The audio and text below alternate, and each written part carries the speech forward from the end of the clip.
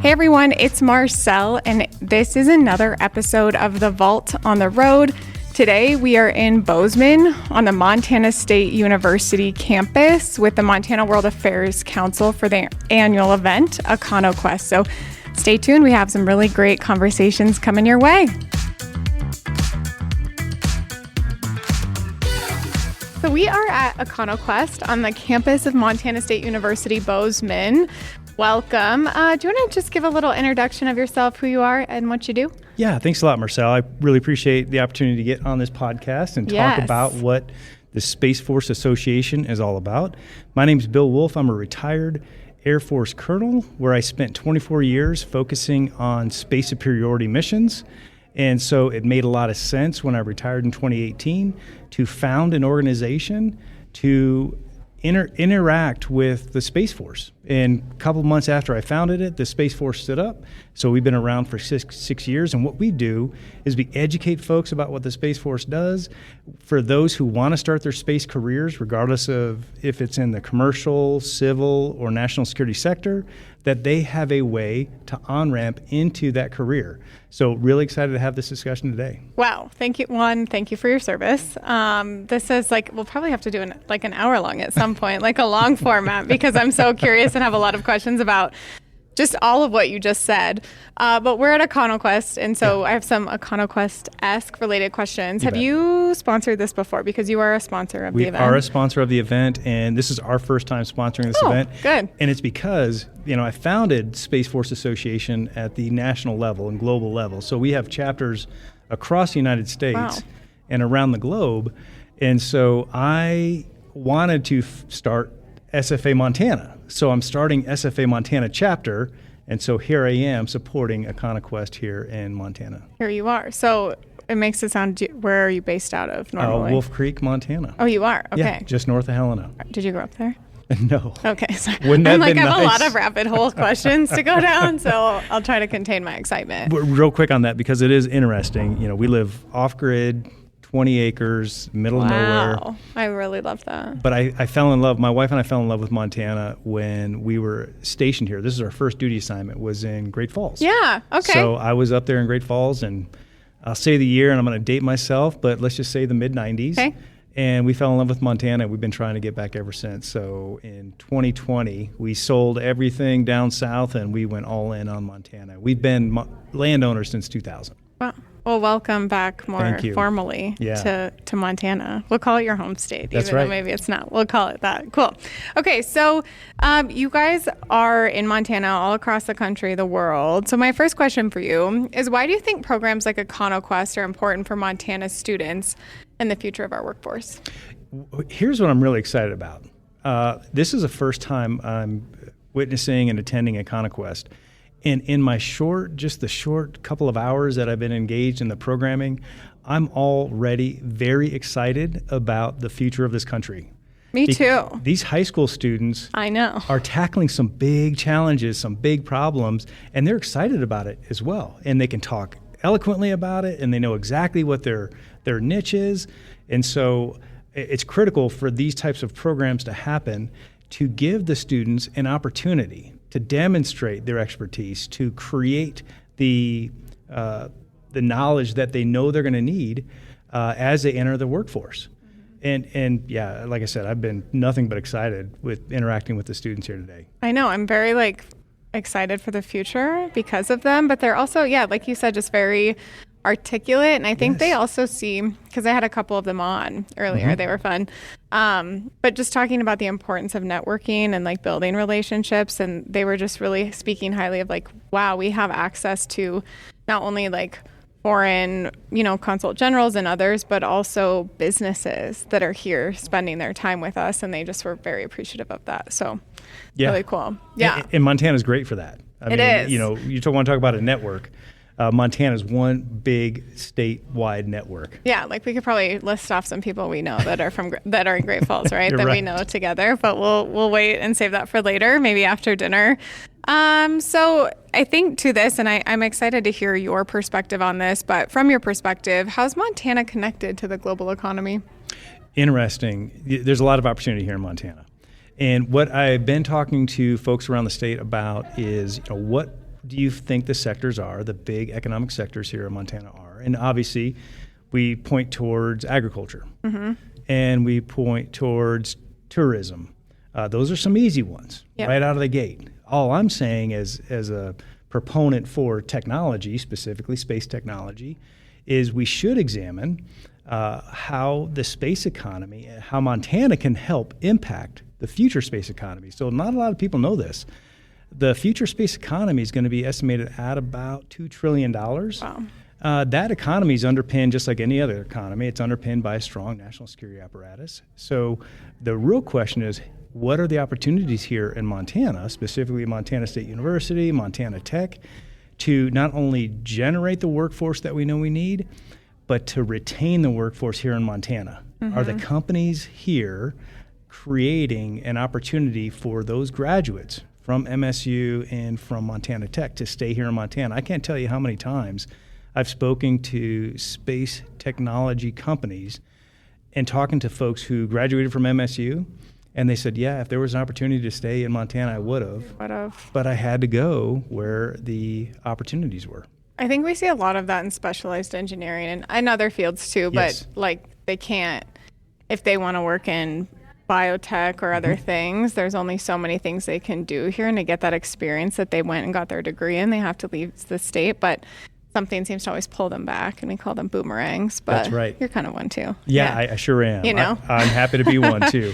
But I think to your point, like, how do you make sure that industry's here? Yes, that there's them. A place for them to go. So quantum and what the Quantum Association is doing here is phenomenal. So quantum computing, I had no idea. There was so much quantum going on here at MSU. I had no idea the laser technology that was being created here. So plenty of opportunity that now we got to scale. Yep. You know, the education is here. Now we got to bring the companies here. Yeah, bring the companies, start the companies. That's right. Yeah, grow our own a little bit.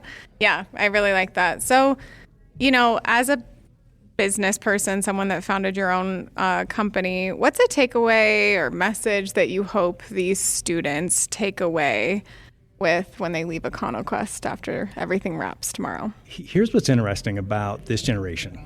The way I say my generation, the older generation grew up is we grew up believing there were certain parameters that you had to do to be a leader in an organization, whether it's a company or an organization. Those are not the same for these kids today. They have technological advancements to their advantage. And so they're going to use that. Additionally, they're probably not going to subscribe to a 60-hour, 80-hour work week. And here we are doing exactly that. But these kids, they got an opportunity to create the way they're going to interact with this economy, and it's going to be hopefully different than the way we did it. And it's going to be more efficient, and it's going to be more deliberate. One thing I said, I heard it last week, it was regarding AI, and I said it today. It's don't let AI jeopardize your reasoning. So keep your reasoning going forward. Don't let AI just take your reasoning away from you. Use AI to generate momentum if you need to, but still have the reason in your skull so that you can make the decision you need to make. Yeah. So I'm going to add one in a little bit. Yeah. So if companies in Montana, and then we'll get to our other ones, but I'm just dying to know, want to get connected with you or involved in your organization, how do they do that? That's a great question. You know, I don't typically, I don't market SFA very well. It's okay, but we're here. So yeah, let me go ahead and tell you, you can go to https://ussfa.org and you can get involved. And what's really cool about what we're doing is in every state, we want to have a chapter. So that's the vision, is create a chapter in every state. And I'm going to even take it another step forward. What does it mean when I say space power? Do companies understand how they can contribute to space power? And space power is a doctrinal term to ensure freedom of action in the space domain. So my vision is to have a space power center in every single state. So now any company who wants to know how to get involved with the space economy, which, by the way, I think any company should be figuring out right now how to get involved with the space economy, there's a way to figure out where their niche is. And so the Montana chapter is starting or started? I will say I am the committee chair for the SFA Montana chapter. So we're in the Montana chapter? Yes. Okay. And you're volunteer number one. Yeah, in the I committee. am. I'm ready. Let's go. I'm ready. Perfect. I'm excited and happy. So, okay, that's great. That's great. This one I'm excited because you're here as a company, as a sponsor. We have students, we have teachers, we have other companies you've connected with since we've been here today. Montana is known for its small town feel, but big global reach. How do you see that in the spirit represented here today at EconoQuest? Yeah, interesting. One, you can see the business leadership that's just walking around here, and it seems like it's just a bunch of friends, teams that have always hung out together, and not only that, they're willing to open up the team and say, "Hey, welcome to the team." Mm-hmm. So there's no holds barred as far as bringing folks in, and then you start hearing the stories about how a delegation from Montana has visited Japan recently to talk about trade opportunities between Montana and Japan. Yeah, they just got back Saturday. Night. It's Monday. Right. Yeah. And the Canadian delegation is here talking about how do we do trade with Canada at the sub-national level. That's exciting conversation. And so these students are witnessing those discussions, having discussions or listening to those discussions happening, and they're seeing what's in the art of the possible. They're not limited by geography or by bias, but they're saying, hey, I'm a Montanan too, and those Montanans are doing that, so I want to do that as well. Yeah. And my last question for you, I'm sure you've traveled around a lot, it sounds like, but what's a bucket list destination for you right now? Just anywhere in the whole world. In the whole world. I've been around a lot. So I think it's It could be going back to, too. No? Right. Yeah. I think would be cool is to head to Tibet. I think that'd be interesting because there's so much happening there. And I was stationed in Afghanistan, so I could see the Hindu Kush from where I was stationed in Afghanistan, but I could always imagine what would that be like to go to Tibet. And then friends of mine have actually gone mountain biking in Tibet. So that would be a bucket list item. But it's funny because now that we're here, my wife and I are here, I always ask her, hey, you want to go travel here or there? She goes, no. There's so much to see right here in our state. There is. And so we're not planning on traveling anywhere. We're just planning on spending a lot of time just exploring around Montana because there's so much to see. Do you have a next Montana road trip planned? Not road trip, but here's what I'm trying to do. I'm trying to do a portion of the Great Divide mountain bike ride. Okay. From Calgary down to New Mexico. Wow. And if I could just do the Montana section of it, I'll call it a win. I would call that a win. I'm like that. You're speaking over my head. I do not mountain bike, so I cannot add any context to that conversation. That would be it. That's my bucket list in Montana. Cool. Well, Bill, thanks for coming on. It was a joy to have you on the podcast. Thanks, Marcel. Appreciate the time. Thanks.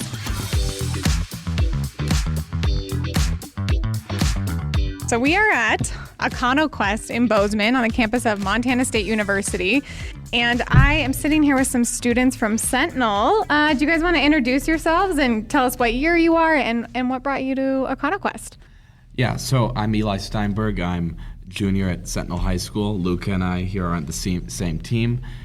We are both interested in global economics, diplomacy, and public service and politics. And so this is a very unique event for us because it helps to actually quantify and demonstrate those areas of interest. It's not just theoretical. You're actually meeting business leaders. You're actually meeting people who work in global diplomacy, and that opens up opportunity for students. And that's what makes this so unique.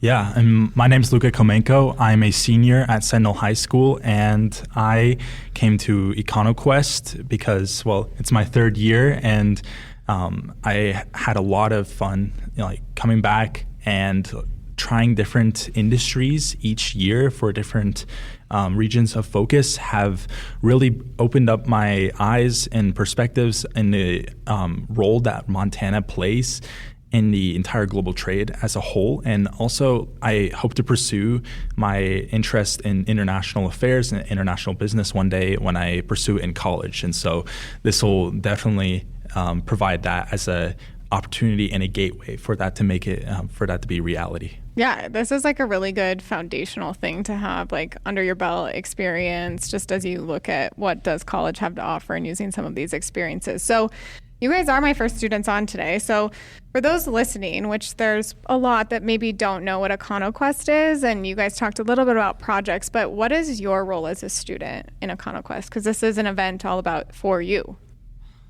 Yeah, so as a student, we're supposed to create creative ideas and collaborate with each other and talk about stuff that we really care about and that we find will affect us in the future. Because since we're the next step towards building Montana up and the global sphere, it's important for us to be connected and to stay aware about different industries that Montana has to offer. So our role is to find those creative solutions that Montana can offer to the world. And what makes EconoQuest so unique is the level of specificity. You're not speaking in generalities about economics. You're studying specific economic sectors. You're studying how economics plays a role in individual people's lives, how it transcends national boundaries. It gives you a much better perspective on it as opposed to just studying macroeconomics in school.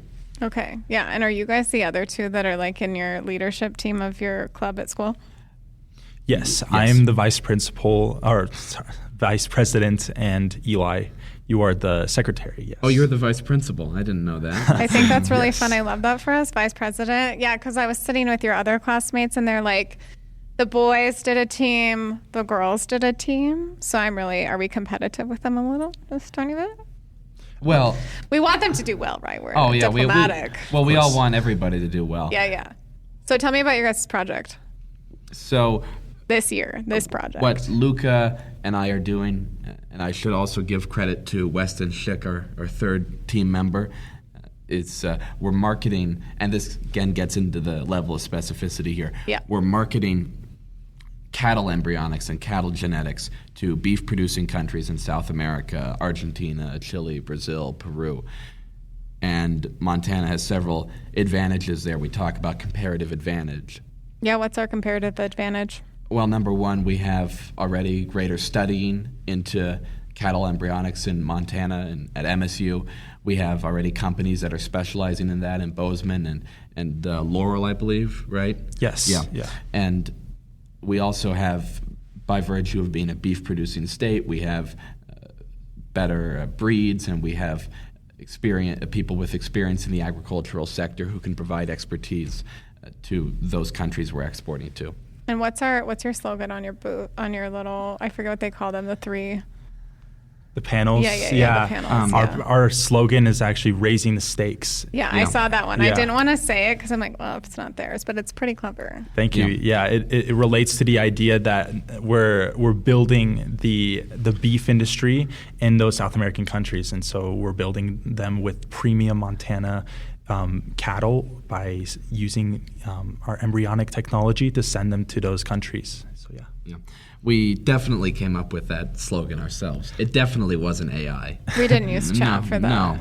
No. We went through several. We considered taking stock. What was the other one?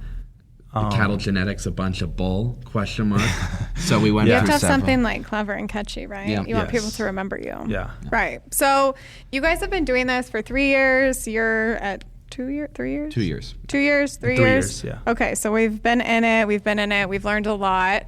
From your guys' perspective, what industries or opportunities in Montana do you think have the strongest potential for international growth outside of this competition? We just had a speaker from Space Force speak to us this morning, and I think that's a good example of some of the industries that Montana should be focusing on, the modern 21st century industries: space, air, new technologies, science and research, and we already have advantages in that as a state, but there's more we can do. Currently, we're ranked third from the bottom in business as a state. We're ranked 48th, and that's fallen several spaces over the past several years, and so we can do better as a state. I think we also have to look at revitalizing some of our resource extraction, keeping in mind both environmental and economic impacts, but some of our logging and our timber and our mining, those are important industries that create jobs and create stability for communities across the state. So looking at older industries as well as modern 21st century industry, I think is where the state should be at.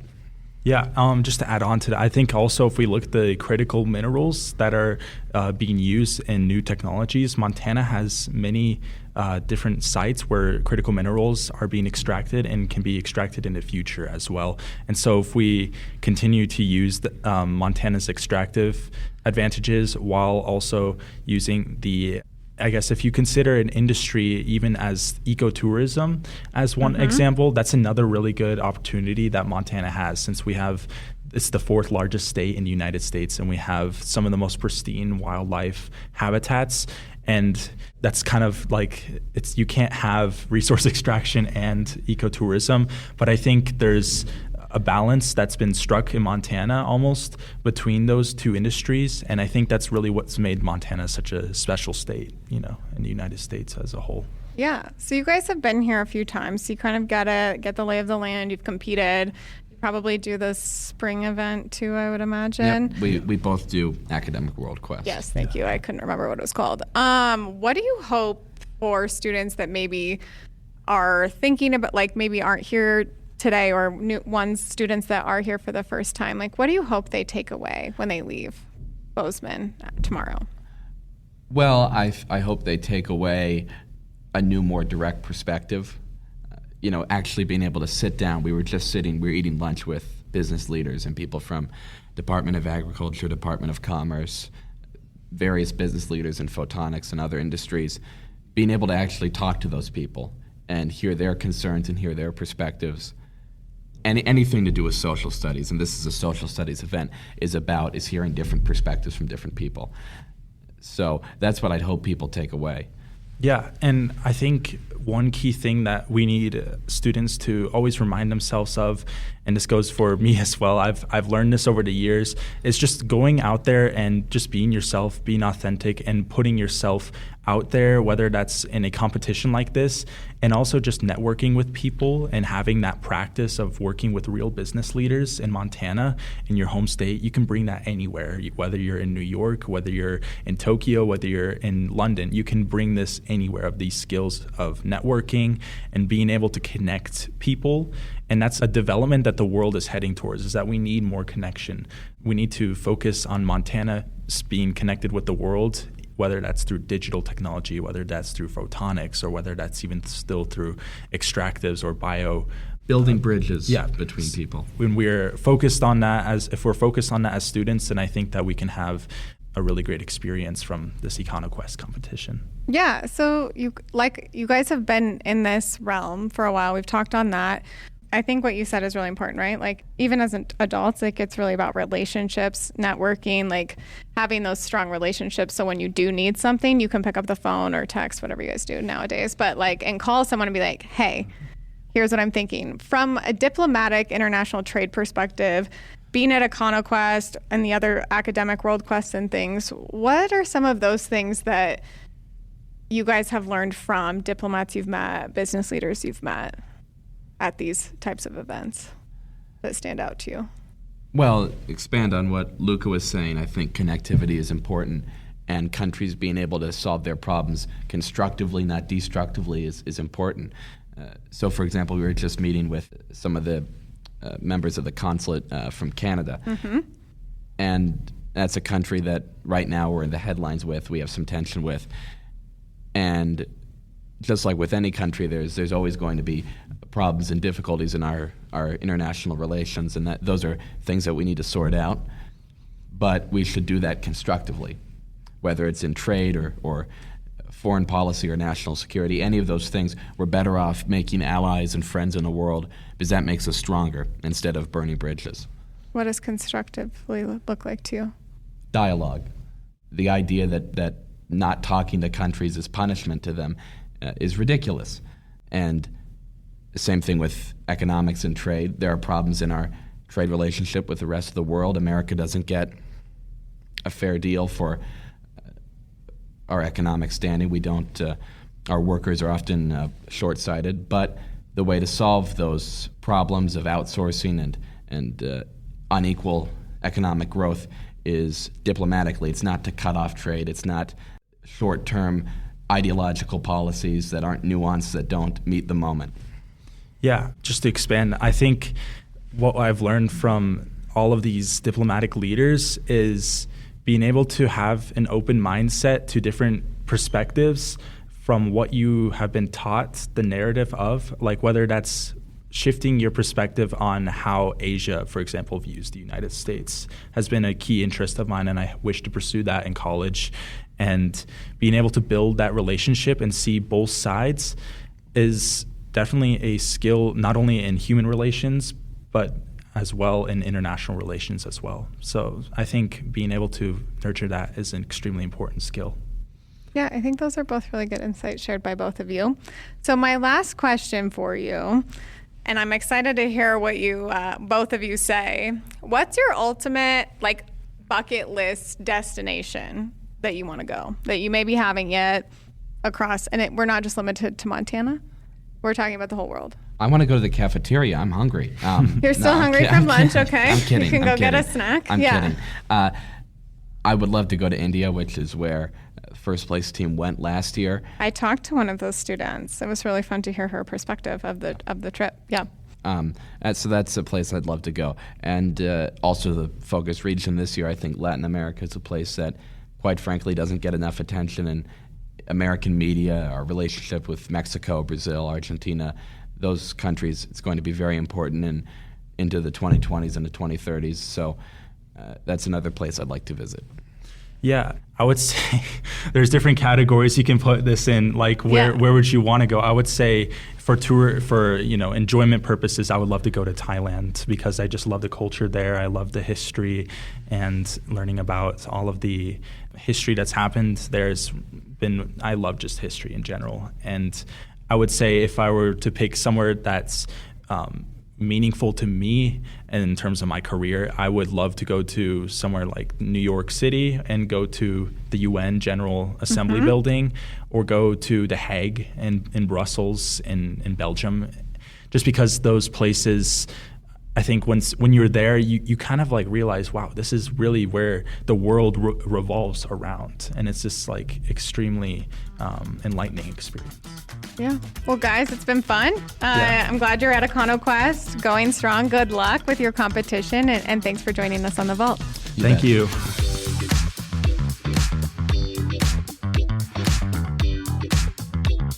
We're on campus at MSU for EconoQuest with Montana World Affairs Council today.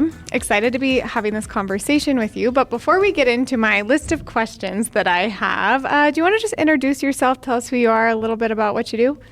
Yeah, my name's Jillien Streit, and I am the Director of Agriculture for the state of Montana since January of this year.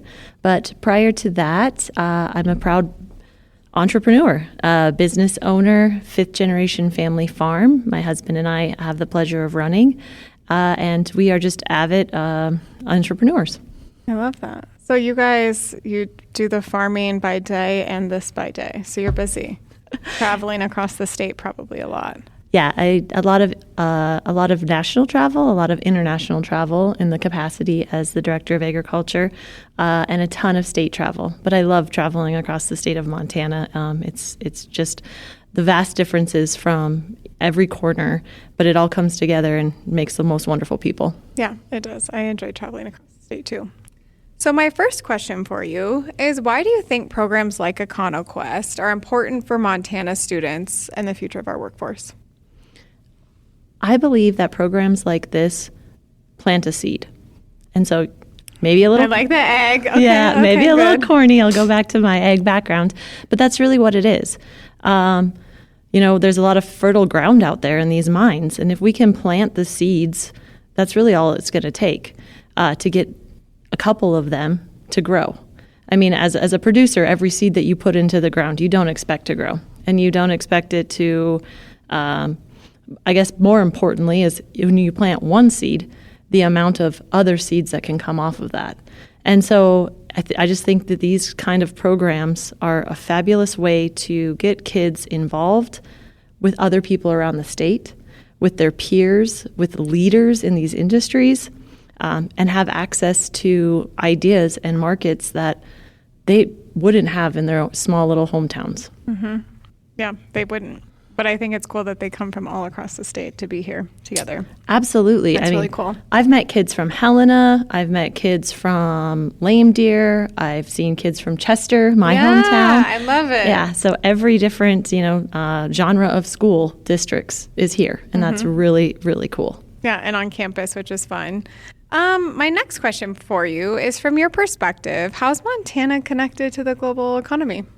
Montana produces a massive amount of commodities. We have just over 1 million people in our state, and we have one of the largest areas of production for wheat, barley, chickpeas, peas, lentils. Montana produces, I think it's over 36 billion loaves of bread could come out of the state of Montana. That's a lot on an annual basis. That's a lot. I think it's close to that, because it's a pound of bread. One loaf of bread is 1 pound of wheat, and there's 60 pounds in a bushel, and we produce over 1 million bushels. I'm sure the math year. People listening are doing it. I bet they are. That is not me. But I completely believe you in whatever you say. And so when you think about it, we are connected to the global marketplace because we're literally feeding the world. Mm-hmm. And we're also, unfortunately, then subject to the global marketplace as well. Years like this, when our commodity prices are incredibly low, every single one of our producers is filling it. Cattle market is kind of the opposite, but even just in the last couple of days, some different things get said, and the cattle market tanks, and so we are interconnected with the global marketplace. What does the price of rice in China mean? Well, it means a lot to our egg producers. All of those markets are interconnected, and as our economy continues to become more interdependent, and as our world continues to get actually literally smaller because of our connectivity, we are going to see that agriculture is going to be affected hugely. And Montana, while egg is our number one economic driver, we also have a lot of other aspects of our state that are starting to play in the global marketplace. What are some of those things for those listening that maybe aren't as plugged in? Yeah, so I just returned from a trade mission with the governor and 42 members from Montana. We went to South Korea and Japan. It was a wonderful, enlightening experience, getting to see their culture, meet with industry representatives from photonics, quantum, bioscience. It was just amazing. Montana is on the forefront of a lot of those things as well. We can definitely rely on agriculture to be our steadfast, because we are really, really good at producing commodities, but we're also really, really good at producing people. Mm-hmm. And the people that we produce have a brilliant and amazing minds, and holding on to those people and making sure that they stay here in the state of Montana, but have access to the world is really important. Or they don't have access to the world, but they can do it from here. Exactly. And go visit and do cool things like a trade mission. My next question for you, and so it kind of goes off of the one that I just asked you, but what industries or opportunities in Montana do you think have the strongest potential for international growth? I think every industry does. And the reason I say that is the only limiting factor is people's imaginations and connectivity. If you can imagine it and there's a need for it, you can get it into the global marketplace. And I'm not just saying that willy-nilly. My husband and myself and our business partners, we did that. We imagined cropping practices being different because we had seen them different in another place in the world, just southern Alberta, where they were rotating pulses, which at the time we didn't really even know what those were. So chickpeas, peas, and lentils as a nitrogen fixer. And we imagined doing that and how that could maybe change our agronomic practices, maybe make us more affordable, maybe make it more practical on our own farms. But in imagining that, we had to find markets for those products that were coming off of it. And so with some creativity and some courage, we started Strix Ag, a post-processing facility and commodities dealership there in Chester, Montana. By the time we knew what we were doing, we were already way over our heads in the best kind of way. When you can create a business that creates so much demand for the services that you're providing that it outgrows you in a couple of years, that's really cool. We partnered with other companies from Kansas, the Redwood Group, and by the time we sold our shares in the company in 2024, it was internationally, it was trading with about 35 different countries. Wow. It had, not all at once, but we had touched so many different marketplaces, and it had grown so fast. But it was a lot of hard work, a lot of risks that were taken, a lot of creativity. But it all really stemmed from 4 kids, because we were kids at the time, just having an idea and pushing forward and following through and taking risk. And I think a huge kudos to you guys for doing that, because I'm sure there were days and moments where you're all like, what did we do? Like, there's a lot of unknown, or we just don't know what we don't know, right? Yeah. That you persevered through and you did it. Yeah. And we were blessed with the opportunity to have, our family farms that were our backbone, but also we were risking and leveraging our family farms in order to do this. Your livelihood. Livelihood, not only our livelihood, but our children's livelihood, the legacy of the parents that had come before us, and trusting really yourselves, because that's the only people that you can push on to get it done. When you're creating your own business, it's scary, but it's rewarding for sure. Yeah, that's really, there's so many other questions I have for you, but since we're EconoQuesting, I'll keep it kind of to the questions that I have for you. What's a takeaway or message that you hope our Montana students leave tomorrow as they leave EconoQuest? What's something you hope they take away? That they are capable of creating an international business right here in Montana. And that just because you come from a town of, let's say, 800 people, that doesn't limit your ability to access global marketplaces.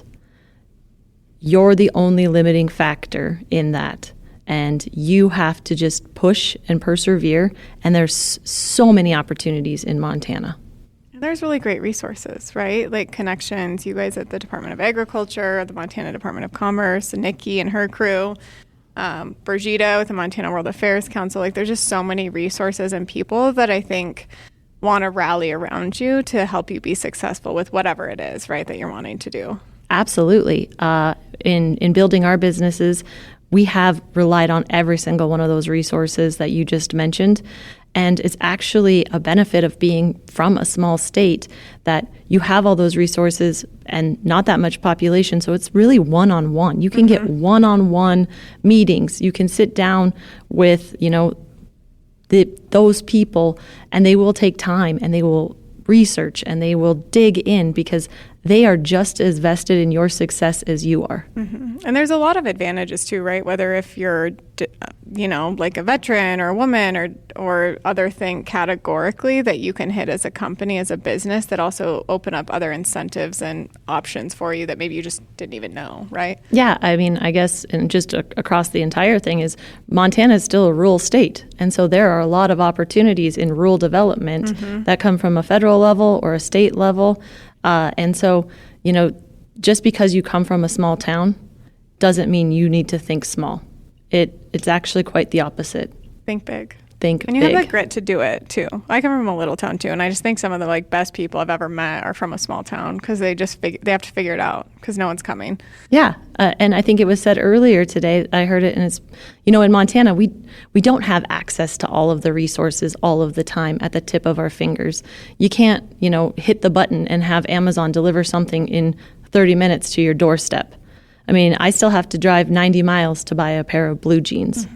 And there's something about that creates just a fortitude inside of us. I like the words intestinal fortitude. I believe that Montanans have a lot of it. We have guts. We make it through harsh winters. We live in incredibly rural areas. We have to figure things out on the go, and it creates a sense of I can do this. And you can pick up the phone and call someone. Oh, absolutely. Right? Which is the best part. Like, it's a big state, but you're a phone call away from somebody. And they will give you the shirt off their back. They will stop whatever they're doing and be there for you because it is just one big community. Yeah, it is. So my last question for you, and I'm excited because it sounds like you travel a lot and you like to travel. What's a bucket list destination for you? Oh, man. Or even like an upcoming trip that you're like, oh, I've wanted to go here forever. Anywhere in the world. So I will talk about a bucket list that I accomplished. Yeah. Okay. I think that's great. One of my bucket lists was to hike Machu Picchu in Peru. And so my kids were 11 and 9 when we decided to hike Machu Picchu. It's a 4-day, 27-mile hike through the Andes. We summited 14,600 feet at Dead Woman's Pass. And my kids are some of the youngest that our tour guide had ever seen to accomplish it. Wow. On their own. And it was a beautiful, just amazing family experience. It pushed us so hard. It was great culturally because we got to experience the Peruvian culture. We got to see dirt floor pour. We got to watch kids, literally riding donkeys to school down a mountain and then back up a mountain, while being in this vast, amazing jungle, and just seeing, really the beauty of what the world has to offer. And so, Machu Picchu was definitely on my bucket list. We accomplished it. We got home, and it was borderline child abuse. I will admit that. It was really a taxing experience. But I knew even before we started that my kids were going to be fine, and they were going to be able to accomplish it. Because like I said, they had that intestinal fortitude. They had that grit that was instilled in them from being farm kids. I mean, they haven't had a choice. It's, you are needed for us to get this harvest in. No, I know you're 9 years old. I know you're, 11 years old, but you're running a grain cart. You're taking meals out to the field. We need you. We need you. We count on you. We depend on you. And you're going to have to figure it out. That's kind of a sense of responsibility. I think that a lot of rural, which most of the state of Montana is rural. So I just think that there's like you just learn a sense of responsibility at a young age. Like we were at my family's branding in May, and my cousin's like, because there's like the dads were stuck with the kids. And I'm like, my high school basketball coach, and I'm like, this is funny. I'm like, I'm glad he's like a little rat kind of, like he's so cute, but I'm like, he should test you. I'm like, because you deserve it. Anyways, all that to say they're climbing on stuff, but it's like you hear, like they were a distance away and like their dad said something and heard it immediately and did it, right? Like they just have different situational awareness. They're like very responsible just because it's intuitive, and they like that's just what they grow up in. Yeah. They're around animals. They're around things that are kind of dangerous. They're hot. There's medicine and needles and all of those things, and they just they figure it out. They have to, and it's the diamond, right? They're just the coal that they start out with, and they're just getting the pressure, But at the same time, I think one of the things in our culture that we need to change is that we need to trust that diamond at a younger age. I think agriculture really has an opportunity here in the next 10 years to have a lot of land that's going to transfer hands. And we need to get the land in the hands of the young people. We need to, encourage those diamonds. And we need to figure out a way to let go of our own pride and our own, identity that we have with maybe that land and get it in the hands of the kids. Get it in the hands of those people because, darn it, we are building and making the best people in the world here in Montana. We are. And it's been so great to have you on. So thanks for coming on. If people want to connect with you, where can they find you? Yeah, I'm really easy to find. Jillien.Streit, Streit spelt Streit, at mt.gov is my email address. If you look us up on our website at Montana Department of Agriculture, all of my contact information is on there. I pick up my cell phone. I pick up my office phone. I love getting out and being, with everybody here in Montana and just seeing the opportunities and visiting, whether it's a success or a struggle, I'm here for you. Yeah, thanks for coming on. Yeah, thank you. Well, hi, everyone. It's really excited to see you again, Sean. It's great to meet you. Special guests from Canada. So I'm going to have you guys introduce yourselves and just give a little bit about who you are, what you do, and then we'll get into my questions. Sounds great. So my name is Sean Clark. I'm the Senior Trade Commissioner and Consul at the Consulate General of Canada in Denver, and temporarily taking over the acting head of mission role, so the acting Consul General for the next little while. Wow. Thanks for being here. Yeah, so Dave Smith, I'm with the Canadian Consul in Denver as well, and I'm a trade commissioner, which means I help facilitate exchanges and trade between Montana and Canada. And I cover the technology sector, which is very broad, so everything from software to quantum and AI and digital health and everything in between. So it's a great field to cover. Yeah, it sounds like a lot. So you guys we're at EconoQuest. I have some fun questions, but I mean, just from your perspective, what brought you here? So EconoQuest was brought to our attention in May. We were in Billings for the International Trade Day, participating in the program and talking about Canada-U.S. relations. And we were approached about EconoQuest and a desire to have Canada represented, given that there's going to be a focus on some of the projects about the opportunities in Canada. So what better than to have someone from Canada to be part of the judging panel? Which, how fun. You guys, so thank you for being here. Yeah. I think that's where we first met, too, was World Trade Investment Day. Yeah. Correct. Yeah. David, what about anything to add on that?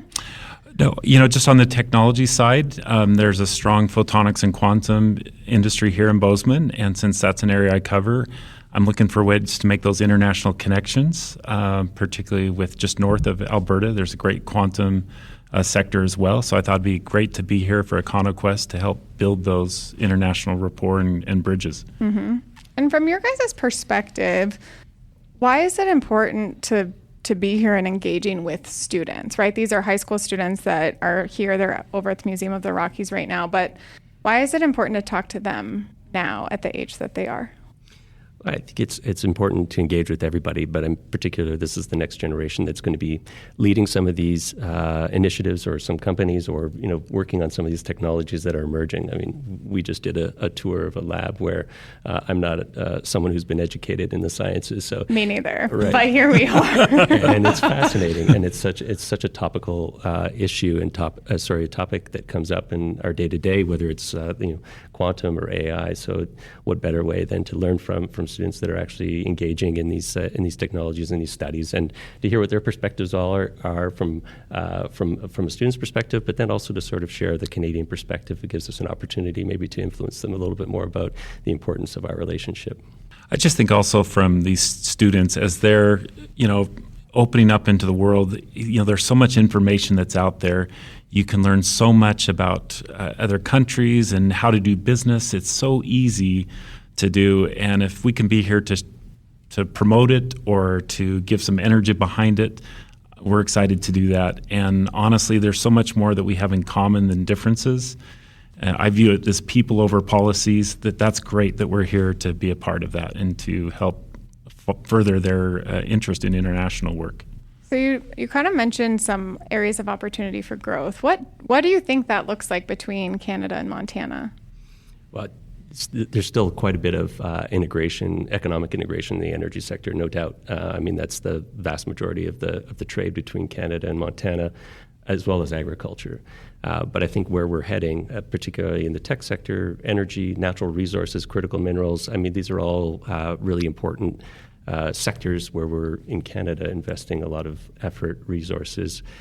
into growing some of those opportunities. And I think that's where we see Montana as being a good partner already, and building on that those relationships and that integration to take advantage of whether it's processing or producing the critical minerals that are going to be needed in various applications, whether it's the tech industry or the defense industry. A lot of opportunity there for growth. And, for those that maybe aren't as familiar that are listening, that are like, oh, what kind of things do we trade with Canada? I think people maybe know at like surface level or a high level, but you talked about energy, agriculture. Do you have some examples that we could give our listeners? Sure.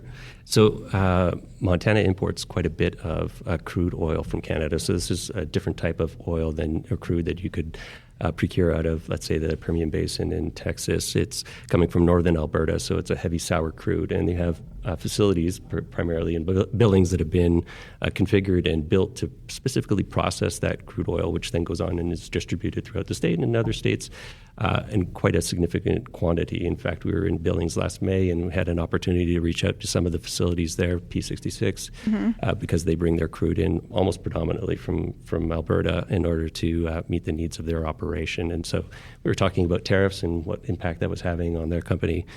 Thankfully, there was a reprieve in the tariff application on energy products, so they're able to continue their operation without the major impacts on cost. But there's agriculture. You have cattle moving across the border, going north to feedlots and then coming back and being processed in other parts of the United States. So that's primarily where the trade is. There's various other industries. We see statistics that show a lot of mustard seed coming into Montana, but I think that's on its way to Missouri. It happens to go through customs on the border, but that's like the French's mustard plant down in Missouri. Okay. We all like our mustard, so at least we're happy to pass it through the state of Montana. Indeed. Yeah, so I'm just curious, because you guys are a little maybe different guests than I'm going to have on the rest of the day. How long have you been in your roles in Denver? I mean, your role is interim right now, right? Correct. But So the interim role is started in August. Our previous Consul General, Sylvain Fabi, who's been to Montana several times, has finished his assignment. He's retired, and so we're waiting for our next Consul General, who's already been named to arrive. She arrives at the end of November, and so temporarily I wear the two hats. But my day job, as I mentioned at the outset, is Senior Trade Commissioner. So I head up the trade team. I'm one of the few Canadians that's assigned to the consulate. We're 20 people on the team in total. Six people are dedicated to trade. I'm being one of the Canadians out of four. So the Consul General, myself, the head of the political program, and our Trade Commissioner who's responsible for agriculture. We rotate in and out of our roles every 4 years. But the consulate's been just celebrated 20 years last year. It's one of the baby consulates, if you will, across the U.S. network. We have 12 other consulates across the U.S., including our embassy in Washington. Which I have been to. It's very nice. Oh, it's beautiful. The rooftop is like exquisite. The view is amazing. You got a great view of the Capitol, I hopefully. did. Yeah. Good. Oh, yeah. It was like, very hospitable. I've had a great time both times I've been there, so.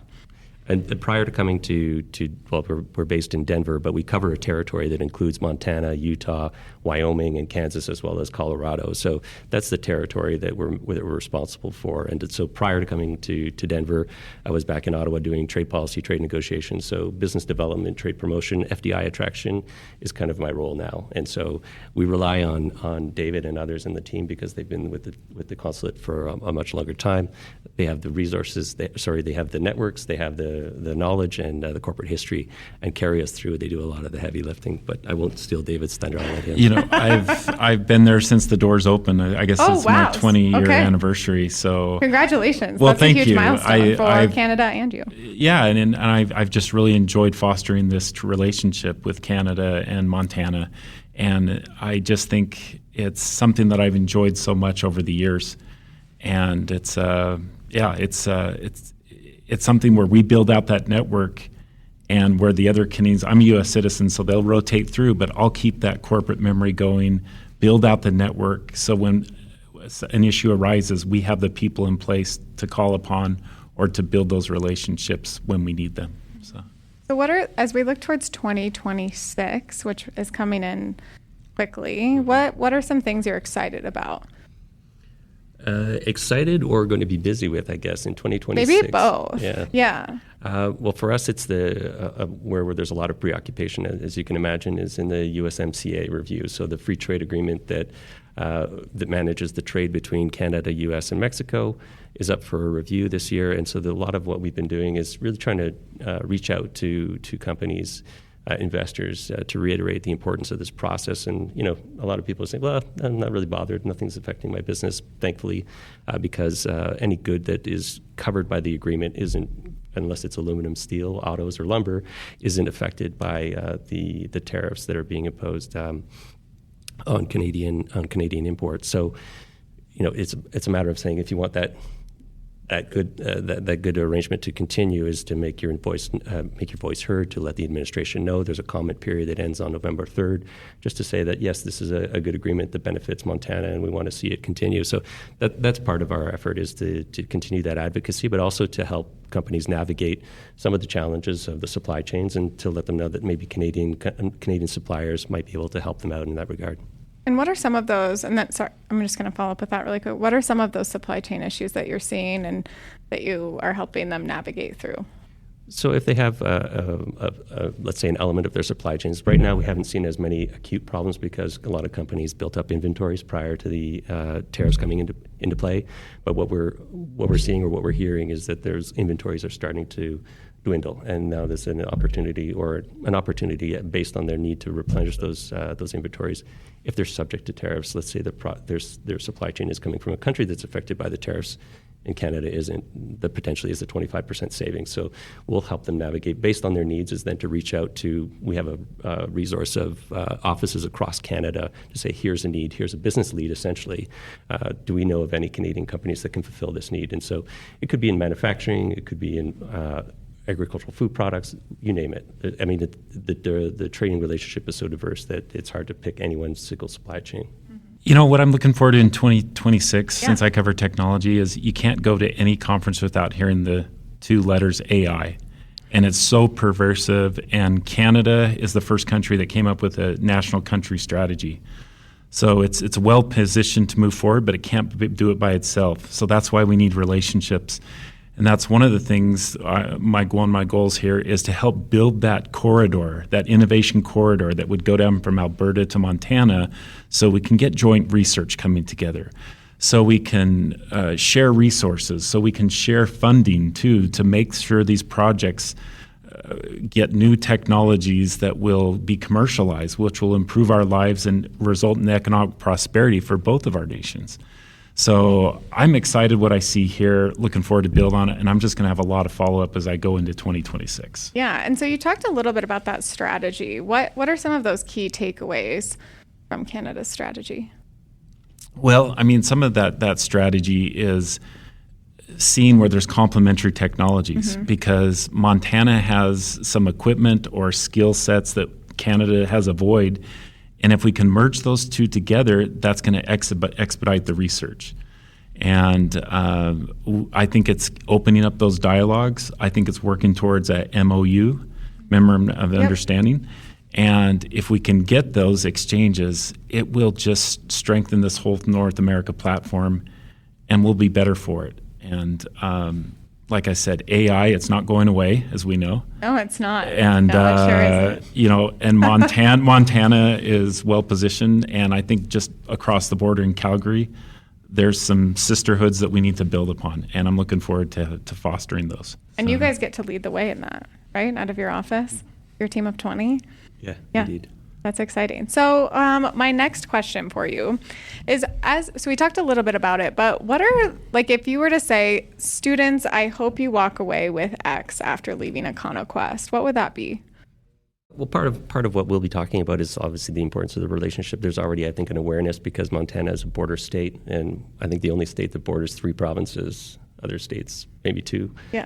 We're a big state, a lot of land, not a lot of people, Indeed. And so I think it's to let them know that there'll be an inward focus on building Canada's domestic economy, and that isn't necessarily a message that we're shunning international partnerships or our relationship with the United States. Quite the opposite. It's about building on it, but there's clearly some sectors that we're going to be focusing on, which is an intent to try and improve the security in North America. So spending on border measures, for example, to protect to secure the border, spending on defense projects, spending on major infrastructure projects. These are things that I think they're going to open up a lot of opportunities for businesses in the United States, whether it's in the defense sector, the energy sector, you name it, in part because of the effort that's going to be extended by Canada in order to make these investments in its own economy.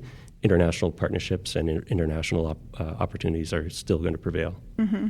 Those are, two big things that we keep seeing at statewide events are all around defense and energy. I mean, separate, right, conferences, but the Montana Chamber just had an economic summit this fall, and every panel session speaker was energy, which is exciting. David, would you add anything to that? Yeah, I would just want the students to go away with just kind of an increased international awareness. You know, we all have these different consumer products that we use on a daily basis. What are the supply chains interdependencies that maybe we don't recognize? And just to take a moment about, how do I have this great iPhone in front of me? What are all the components that come into it? Oh, and this house that's been built, what are the building products that go into it? And if we look at that, all the nations that go into it, we'll see that we're all interdependent, and trading relationships are so important. And as a student, you can play a big role in that. Mm-hmm. And you don't have to leave Montana to do that, because there's so many opportunities to get involved in trade missions, study abroads. There's just so many opportunities. You know, honestly, when I got involved in international trade, I thought I would have to move to the West Coast or the East Coast. And I was able to find it right in Colorado. And if I can do that, your students can find that here in Montana, grow and prosper, and really have a great international career here.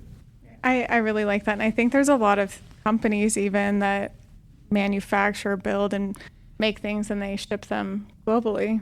So just right out of like places, and Billings has quite a few. I know Bozeman, like all across the state, which is exciting. Yeah. My last question for the two of you is, what's your ultimate bucket list item destination? Not just in the United States or Montana, anywhere in the world. Bucket list. Maybe it's biased, but Big Sky is on my list of. So coming here as a skier to the U.S. Mountain West, I have a laundry list of resorts I'd like to visit, and Big Sky is definitely there. Let's make that happen for you. Well, you won't see me backflipping into Corbett's, but maybe dropping in. We won't be doing that. Well, me neither, but Big Sky is definitely on there. That's for sure. It's fun. It's beautiful to ski at. You know, I would say, being in Colorado, I love the mountains. I love the hiking, the outdoors. But I've never been to Glacier National Park. And I feel like it's just something that I should have done a long time ago, and I need to make it happen. I've been to some of the Canadian Rockies, but everyone's like, you haven't lived till you've been to Glacier. So I need to go to Glacier National Park. Yeah, Glacier is stunning. I've only been once, honestly, because I grew up in like the complete opposite corner of the state. So to get over there was like a haul, but definitely worth it. Yeah. So if people want to learn more about your work and get connected, where can they find you? So at the moment, we have a Facebook page of all things for the Consulate General, so you can follow that. It usually gives you an update as to what we're doing or what we've been doing in and around town. But we're transitioning towards a LinkedIn page, so a little more business-friendly than Facebook. But Instagram is also another way that we try to at least get the message out on social media as to what we're doing. We have a website, but it's not as active or as current on latest developments or activities that we're doing. We'll go find you on Facebook. Yeah.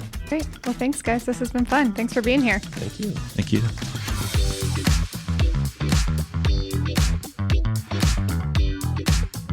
All right, Ryan, we are at MSU for EconoQuest. Really excited to talk to you today. Do you just want to give our audience a little bit about you, who you are, what you do, where you're at? Sure, Michelle. Well, thanks for chatting with me. Very exciting. So I'm from Helena, and I teach social studies, so government, history, world cultures for the Project for Alternative Learning. This is my 19th year in education. Oh, congrats. Coming up on the big 2-0. Thank you. I know. I started as a young 22-year-old punk teaching seniors who were 4 years younger than me, and I've survived almost 2 decades. Wow. So Wow. I love it. And I started at Capitol High, which is a AA high school, much larger than the Project for Alternative Learning. At PAL is what we call it.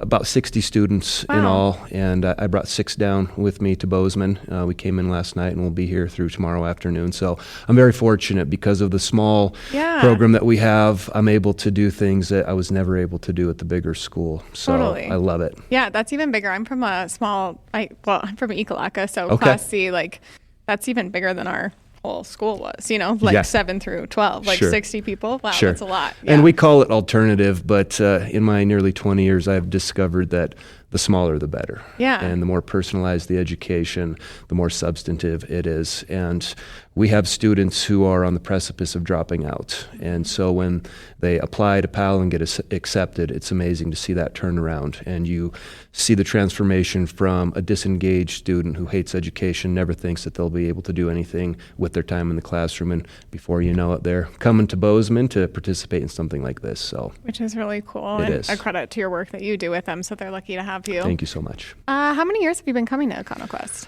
So EconoQuest alone this is the 4th year of the program, so I've come to all 4. Wow. The Montana World Affairs Council, based out of Missoula, they also put on a program in March called Academic World Quest. I've been doing that for, I think, 7 or 8 years now. They're vastly different programs. World Affairs is more of like a geography, current events, B, I guess you could call it, or like a quiz, where this is presentation based. And I'll be honest, I was a little leery getting involved because I took macro and microeconomics in college. That's about my limit of exposure. And trying to sell economics to students isn't easy. But when they start digging and looking into Montana industries, see how those industries affect their lives, see what jobs are available. We just got done with campus tours, seeing all of the exciting things that are happening in Montana. Very few people know how big a deal Bozeman is in the tech industry. And so getting that exposure, being able to be hands-on, talk to industry leaders, it's hugely empowering. And so 4 years, and I plan on coming until they won't have me anymore. Oh, Nikki will always have you. That's true. Don't say That's that. true. Yeah, Nikki will have you moved into so much more. She's a good friend to have, friend to have. Yeah, she is. And I just think for the students to be on campus, I just had Mike Veselik on too with MSU is really cool because then they get to be here with other peers from students from all across the state, but they also get to see a campus and a big one. Absolutely. And what that campus life could be like for them. And like you said, touring just different programming and really seeing themselves there so that they look forward to their future. I think you nailed it because if you never step foot on a college campus, especially coming from maybe lower socioeconomic backgrounds, parents, siblings did not go to college. It just seems like so far-flung, like I could never accomplish that. But just being here, being in the presence of other college students, being in academia is great. And it's, I would say, of the, few dozen students I brought to EconoQuest specifically, probably about a quarter of them have gone on to college, which is pretty good for a program like PAL because that's not typical of many of our students. And I do think it motivates them. In fact, on the campus tour, I ran into a young woman who just graduated from PAL last year, and she's here working on criminology, just left class. And so that's really cool to know that those experiences can really open up eyes. Yeah, and so we've talked a little bit about it, but more specifically to the programming of EconoQuest, why do you think it's important for students to be part of programming like this? Well, again, economics is such a heavy topic and maybe seemingly dull, but the world is changing rapidly. I can't remember the exact stats, but I'm probably butchering it, but it was above like 50% of the jobs that are available now are not going to be around in 20 years. And so the question is, how can we best prepare our Montana students to compete in a global economy? We had top officials from the Canadian government speaking to us earlier and talking about how important the relationship with Montana is. And so, we're a small rural state. We might not be seen as big players on the world stage, but I think that's changing.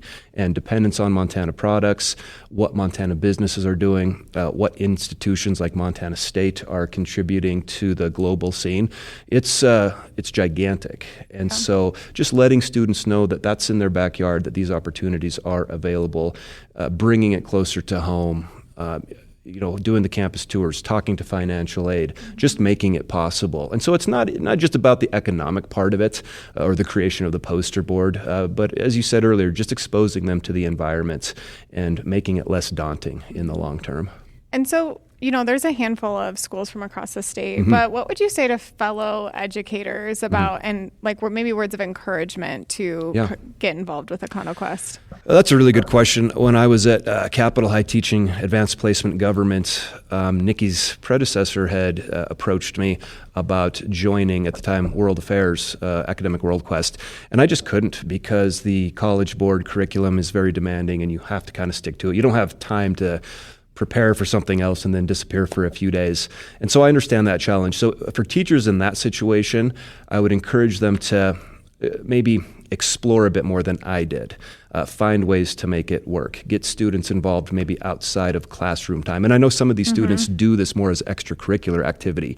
The beauty of where I'm at now at PAL is I have much more flexibility. And so I can build EconoQuest into my curriculum. I can build preparation for world affairs into the curriculum. So my best piece of advice would be to make it work. Some way, somehow talk to your administrator. If funding is an issue, don't let it be, because Nikki will find you money. Nikki will find you money. And I'm not kidding. She's good at it. The running joke is, it's not really a joke, no one says no to Nikki. I know. I was thinking that too. I'm like, she's just become in my orbit over the past, I don't know, less than a year. Yeah. And I'm just like, no one says no to Nikki. No. But I love it, because I'm like, we all want to support what she's doing because she's so passionate about it. So passionate. And she cares deeply about students. She will go to bat for teachers. She'll go to bat for students. And a great example, there was some concern about funding for Academic World Quest in March, and she sent out an email saying, hey, we might not be able to do scholarships. Well, she didn't quit harassing people, and she secured funding. And so now it sounds like everybody who needs scholarships will be able to get some. And so, just lean on people like Nikki. And then if people have questions, I'm readily accessible. You can look at my email, Project for Alternative Learning webpage, and I'm happy to. I serve on kind of the teacher advisory board for World Affairs and EconoQuest. And don't hesitate to reach out, because I know it's kind of scary getting outside of your comfort zone, having to plan things that you've never done before. Taking students on the road is always a little bit scary as well, but in the end, it's totally worth it. I'm not gonna lie, they're a long couple of days. By the end of tomorrow, I'm gonna have 6 students probably sleeping on the drive back home. Oh, 100%. Yeah, but in the coming days, watching them kind of perk back up and talk about their experiences, brag to classmates back home, advertise for me, say, hey, you should really get involved, makes it totally worth it. Totally it's like worth that it. peer-to-peer. The best form of advertising there is. Oh yeah, like a little bit of peer pressure. And exactly. Not in a good way, though. In a positive form. It's a positive peer pressure. Exactly. Yeah, I know. She was telling me once, and because they do like an Eastern Montana tour too, and I joined one of the days that they did that. But she's like, Marcel, some of these schools, they don't think that anyone's actually coming. So that when they show up, the teachers are like, oh my God, you're actually here, because they're very rural or just specialized smaller schools that sometimes just don't get that programming. So I think she's really doing a great job of integrating her programming into the entire state of Montana. On that note, I have a great story about Nikki. The first time I met her, it was the middle of winter, and kind of like you just described, she wanted to come visit my school. And I was like, okay, whatever, come on by. I wasn't confident or wasn't sure if she would actually come by.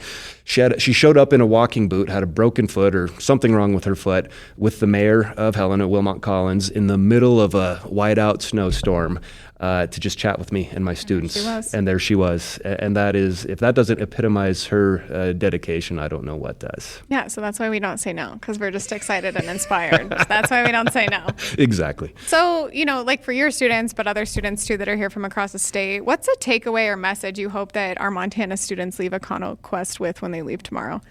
I hope we can just inspire some young Montanans.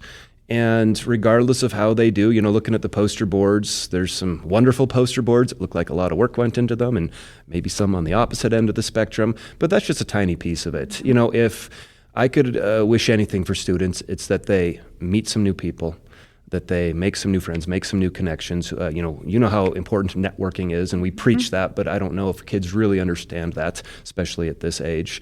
If they can find at least one aspect, one speaker, one topic that kind of captured their interest and maybe pursue it a little bit, go down a rabbit hole, do some YouTubing and Googling, I could go to bed happy, because again, it's not all about winning. It's not all about having the best presentation, but just trying to spark an interest and help these students realize what the world is going to look like. And I remember, I'm sure you do too, being a senior in high school, it's scary. You don't know exactly what the path forward. I still don't know what I want to do when I grow up. Yeah, like, I mean that genuine. Like, I'm like, I don't know. Like, you just don't know what you don't know. Exactly. And life is a long and winding path. And so being diverse, knowing a lot of people, saying yes to experiences, even if it's not comfortable. These are all things that this provides. And so, yeah, if we can send a kid home tired, well-fed, and maybe a little bit inspired, I'd call that a successful conference. That's a huge, and I mean, they're getting to come to this, which I think is cool. I'm like, this is like an adult conference, too. Yeah. Like, I'm like, this is like what it is like to go to a conference as an adult. Exactly. Like, you're meeting people, you're connecting, you're getting excited, talking to your peers, you're making friends. And I think like that's a huge part of it too. And I think what they're seeing too is like, no matter if you're American or like you mentioned the Canadians or whoever it is, like it's really relationship based and just getting to know someone on like a one-on-one level. Yeah, especially in today's fraught world. So many big political stories, feuds happening. And so just making it personal and understanding, especially as you mentioned, the global aspect, meeting people from around the world. I love Montana, been here my whole life, but we're isolated. And so I think it's easy to forget how big the world is and how many cool people are out there. And so just making those connections, hugely important. Super important. So my question on that note is what industries or opportunities in Montana do you think have the strongest potential for international growth? Well, I mean, you have to look at Montana's biggest industry, agriculture. We're famous around the world for our wheat, corn, beef, the list goes on. One thing I did not realize, I mean, I knew Bozeman was kind of a high-tech, industry-based city, but until visiting with EconoQuest 4 years ago, I had no idea exactly what was happening here. And, you know, seeing the lasers, seeing the fancy drones, talking to these students who are just doing amazing things with this technology. Seeing the quantum computers, engine works. Yeah, exactly. I'm like, whoa, this is way over my head. But it's not just that. We also did a tour of the studio where they film PBS programming for Montana. Oh, yeah, I did a podcast in there. Yeah, so cool. And so just knowing what is here, again, the opportunities that exist. But specifically, I think the point of this conference is to highlight those high-tech industries. And just in the last tour I did, we were asking these graduate students about whether or not they're going to leave the state or stay. And all of them said they want to stay. And so not just fostering this talent, training these students, but getting them to want to stay in Montana, I think is a big part of what we do in this conference and competition as well.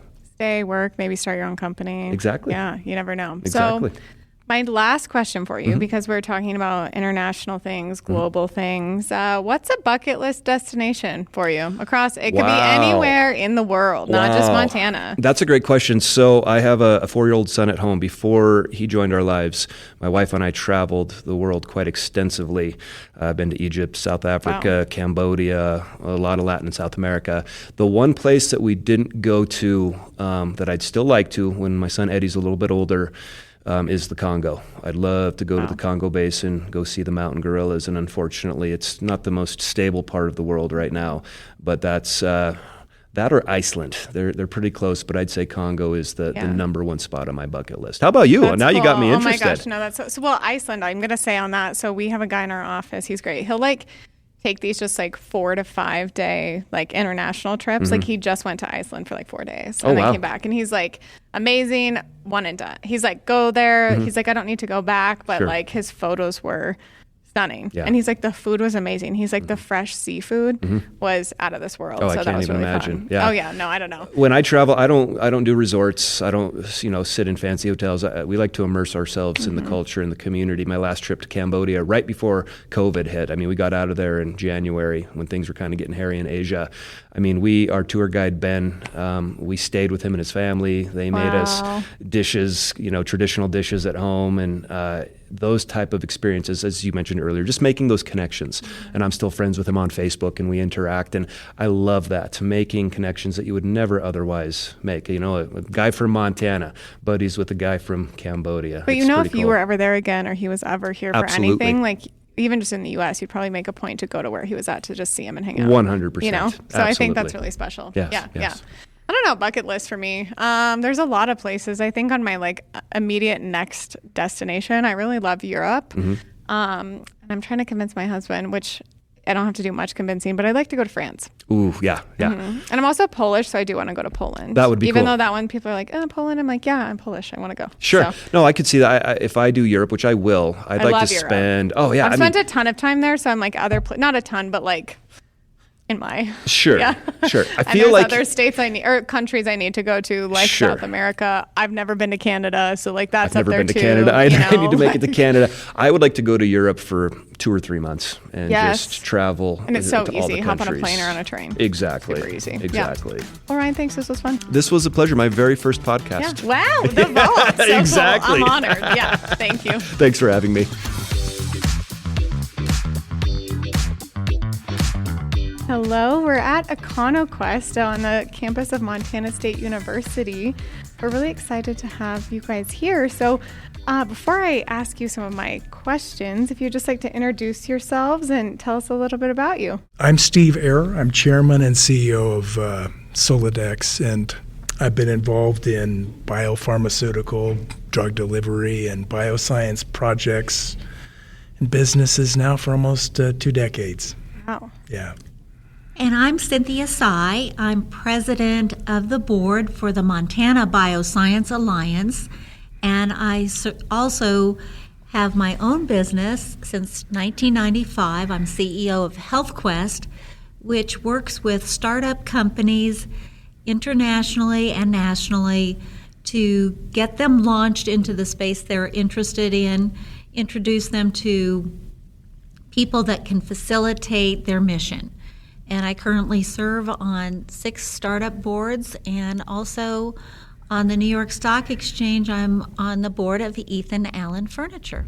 Wow. You two are busy. Yes. You have a lot going on. Do you want to tell us a little bit? So you both just did a session. And what did you talk about during your session? Well, the goal of the session was to illuminate career opportunities in biosciences, and it was just a lot of fun to really talk about some of the misconceptions around how you enter this business, how you start out when you're young, who's in it today, and some of the challenges and some of the rewards. And what are some of those things? So some of those misconceptions that you guys talked about. Well, not everybody's in a lab coat and looking like Jim Henson's beaker. They're not. Beep, beep, beep. These are businesses. They're full-run businesses. So one of the key activities, for example, is fundraising. Even accountants are in these businesses. Management capability is... You'll see every aspect that you'd expect in a business in the bioscience, but we really focused on the goals of those companies, having a duplicity of being very rewarding financially, and also for individual people feeling like they're doing something more than just making money. They're helping people. I had the opportunity to be the moderator today and ask these questions: that what makes Montana so special, and why is bioscience so important globally? And Steve and I just returned from Korea and Japan with our governor and first lady and 40 other executives. Mm-hmm. We felt that this was one of the really dynamic opportunities to meet with people globally. And I think bringing that back to Montana is really important. I really was very impressed with the CEO of Japan Bio, because they are also looking to bring in many more opportunities internationally. And I think that so much of our business is built on relationships. And like many businesses, but I think in the biotech industry, the collaboration among investors. And that's usually the side of the business that I've been on since 1989, when I started making my first investments in San Diego in biotech. And the lessons that I've learned from that point through now have really allowed me to accelerate the opportunities in the biotech world. What is the landscape right now in Montana in biotech? Oh, that's a broad question. Yeah. I think it's shockingly large, and it has probably, it's laden with potential. We're about to start a new era of medicine in Montana that's clustered around the right to try a drug or a therapy that has safety data that may or may not have full national approval, but can be used in a situation which isn't necessarily terminal. Can you talk a little bit about what the right to try is, just for listeners listening that are like maybe a little newer to the bioscience, like what is bioscience? What is the right to try? What does that mean for the state of Montana? Well, it means that 5 companies a week are coming into Bozeman alone, let alone the entire state, to found clinics here. Can you imagine the impact over a period of time? It's probably going to be one of the fastest growing segments. And why? Because we aren't the only ones with ideas. Korea, Japan, where we've just returned from, have very advanced cell therapy, for example. We don't. It's proven safe. It's widely used. What is it? So, yeah, like what are some of those things? Because you guys did, which thank you for being here, because I know a lot of you just returned on Saturday. So. Well, if I'm a little bleary-eyed, yeah, that's part of it. But for example, that's treating some class of our cells that are taken from our bodies, treated, trained, if you will, and then reinserted back into our body, re-injected. And that has an ability of restoring a gene that might be missing or creating a benefit that we can't enjoy any other way. We have Americans today traveling all over the world for this. Now they'll come to Montana. Now it's perfect for us because we're free thinkers anyway. Yeah, Montana is. And we believe in our rights. And we are close to nature, and we believe we have the judgment and responsibility to protect not just ourselves, but the people that would be using this. We think it's a tremendous opportunity to accelerate the platform for medicine in Montana. Don't you, Cynthia? Absolutely, Steve. And I think that Montana is still a state which has a tremendous rural population.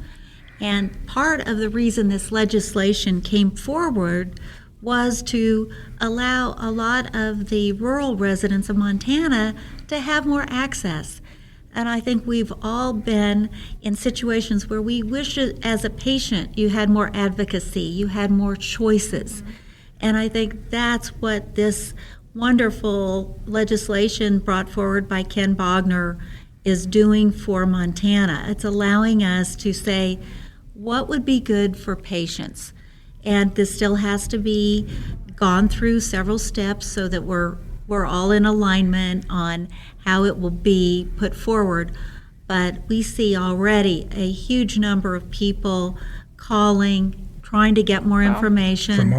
From all over the world. And we're excited about it. I think this is the second gold rush for Montana. I like that. That's good. That's a really good comparison. Yeah. An exciting time to be in it, right? Because you guys have been in it for a long time. And so, I mean, you said 20 years. You talked about since like 1980 and then 95 founding your company.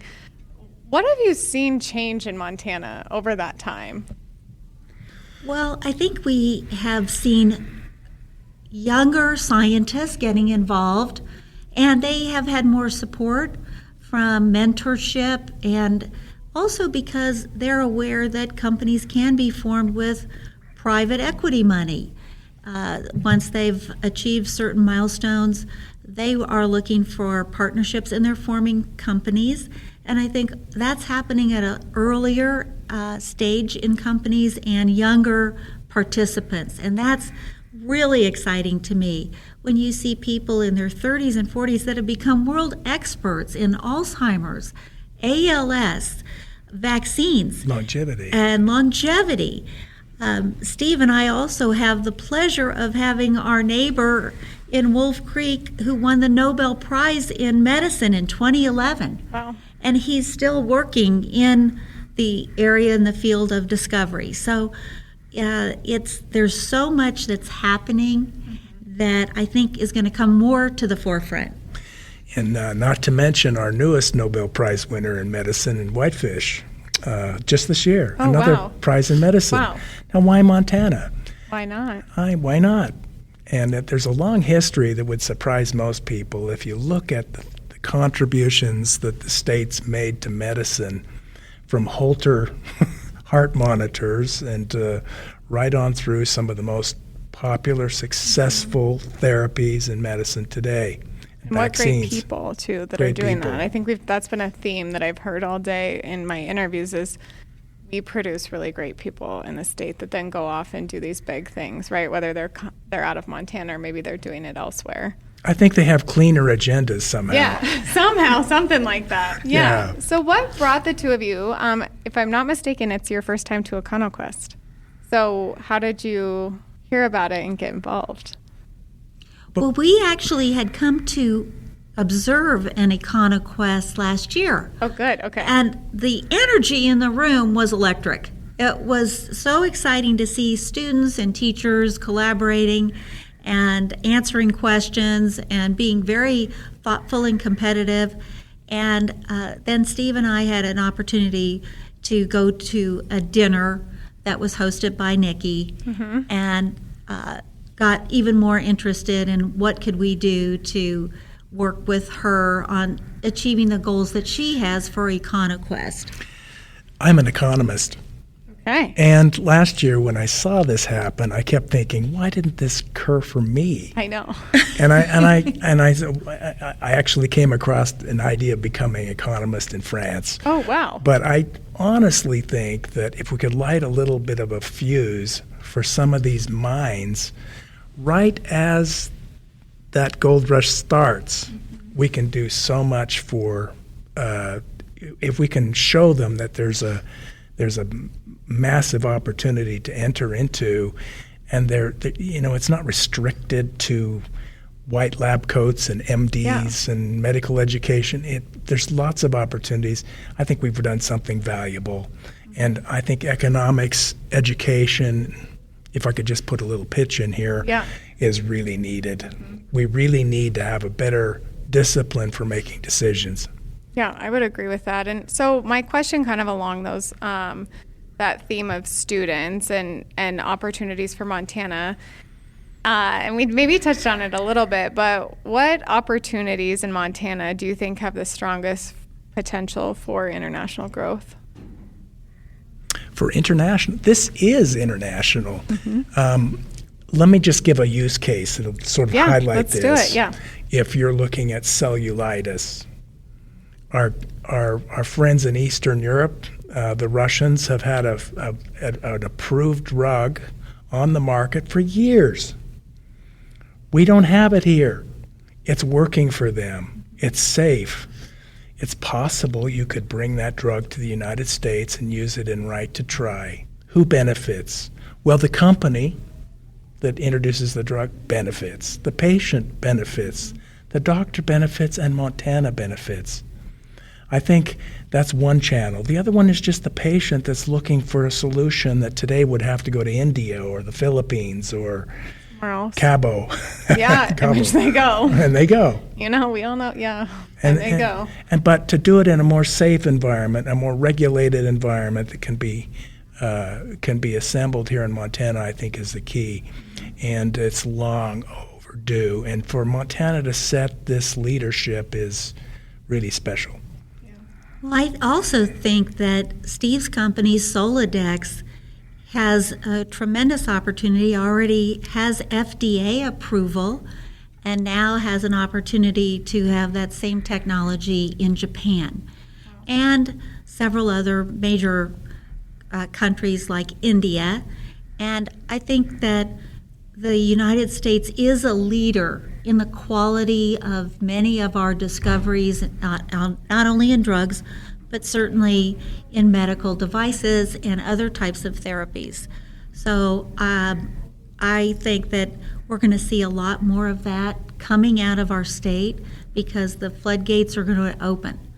And I'm excited for it. I think that anything that we do to improve the life of a patient has value every day. And you guys are in it. And so you've been in it, so seeing some of this new exciting energy and the opportunity. You're right, Marcel, and I think it's one thing to talk about it passively, but it really does affect getting up in the morning. But like excitement and your excitement, energy. You see a patient, it's doing something new, maybe a little more hope than you'd expect. You're part of it. Now, it might be down the road, but it's not going to be as far as it used to be. Yeah, I was on a trip to like even Grand Rapids a couple years ago through our chamber, and there's like it's a place called Banff Health, and they're doing full body scans it's just like this really high end technology that detects cancer like very, very, very, very early on, and they have like these little, lack of better terms of science, I'm not a science person, but like little rockets that can go into your body and really hit those spots instead of just doing full radiation treatment, that it can really target those cancer cells and cancer areas. So just really interesting technology. Precision and personalized medicine are big themes right now, and that's a big factor. In the United States or North America, 1.2 million people will die from opioid abuse disorder. And I'm really happy and pleased to be part of diverting those that are affected by prescription opioid abuse into a form that's personalized and precision.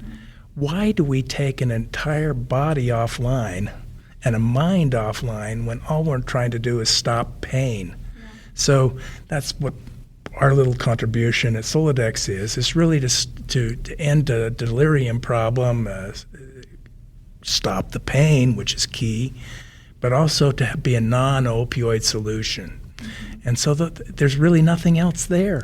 And so we're happy to be part of that story.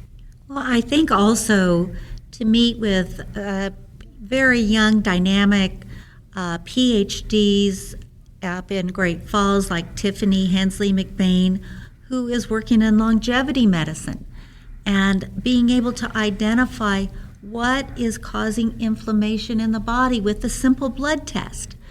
And I think this is one of those grand opportunities for individuals to take ownership of their immune system. So it's remarkable, and we get to see new discoveries every week. Coming out of Montana. And it's so exciting to know that this kind of progress is being made, and more collaboration is happening as well. Yeah, so the students we've had programming today. They have more things ahead tomorrow. But as they leave and go back to their hometowns, what do you hope that they take with them after attending EconoQuest? Oh, I think I hope a door's been opened, and I hope they know how to do it. The one thing we have is a rural population. So there's not a lot of mixing and colliding and sharing ideas.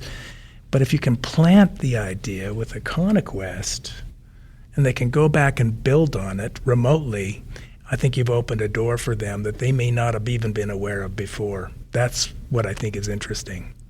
Well, I think the influence and the opportunity to learn from professionals, get a mentor, and be exposed to other new ideas and projects.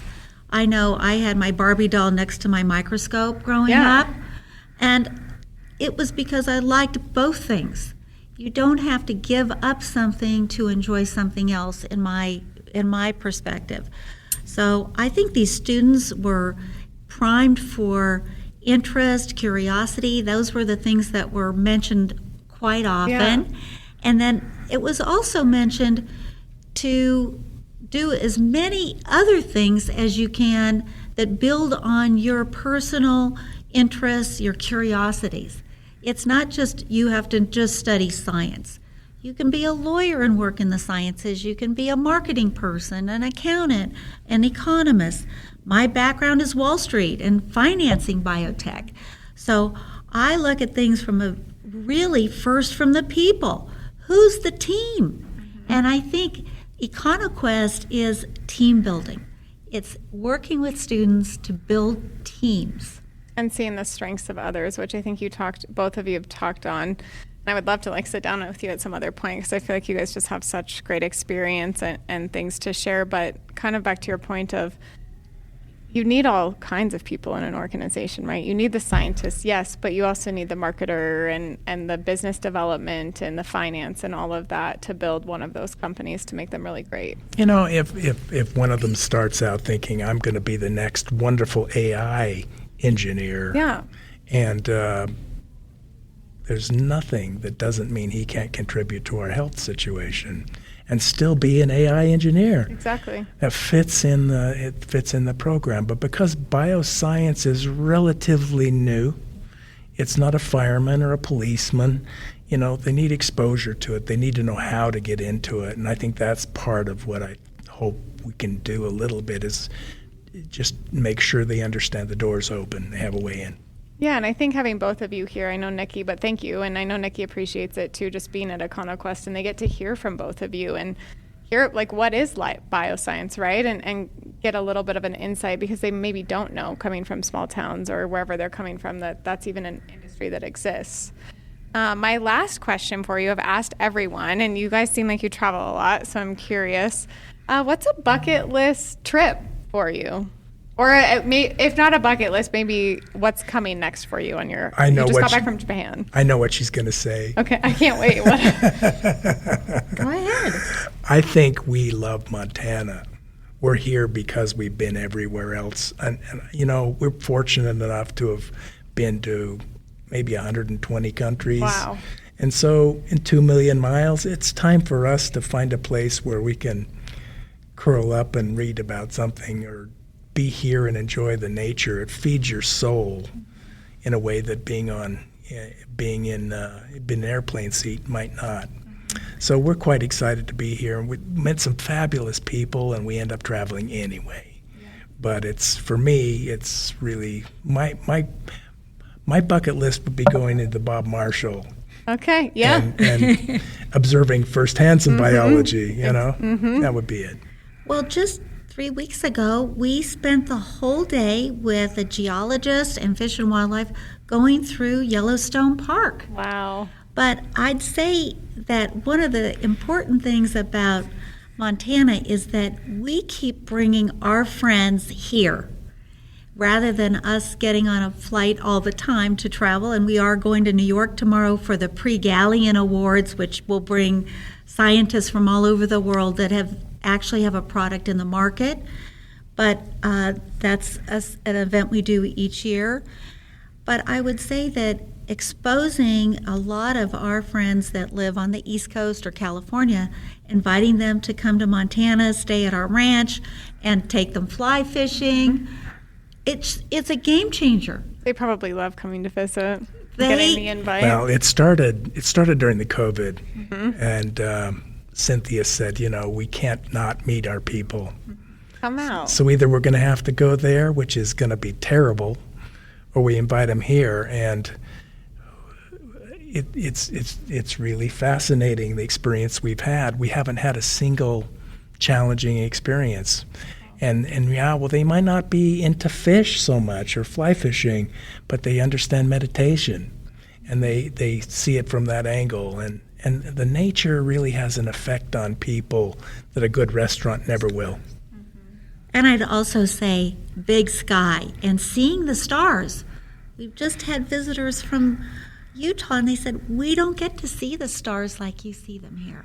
And I think just having that kind of quiet and peacefulness is a real inspiration for people. It is, and it's a different pace, but you can still have the access to all these great industry career opportunities with the lifestyle of Montana. Living today is about distraction, isn't it? Yeah.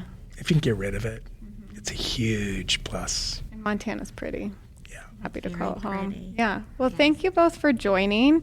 If people want to get connected with you and learn more about what you do, where can they find you? Well, I'm online at solo-dex.com, and that might be the easiest way. And I would say we're both on LinkedIn, so you can go to Cynthia Ekberg Tsai on LinkedIn, or call us up, 917-297-3674. Okay. 80, I'm going to do this, 801-631-7288. And, Steve Eror on LinkedIn is a good way. Awesome. Connect with you guys. Well, thank you so much, and thanks for being here at EconoQuest. Thank you. Thanks. Our pleasure. Bye-bye. Mike, we're on your on campus at Montana State University. Tell us your name, what you do, and then we'll get into my questions.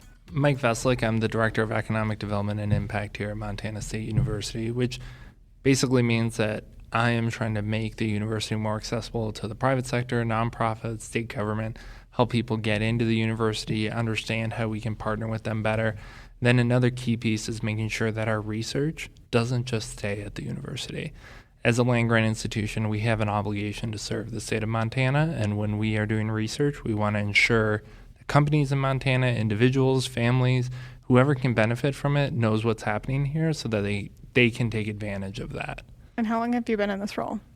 Almost 2 years. Wow, because I feel like I see you everywhere at every economic development thing I'm at. So the goal is to be everywhere. You are. All the time, all at once. Crushing it. Okay, so we're at EconoQuest in the sub at MSU. I have some questions.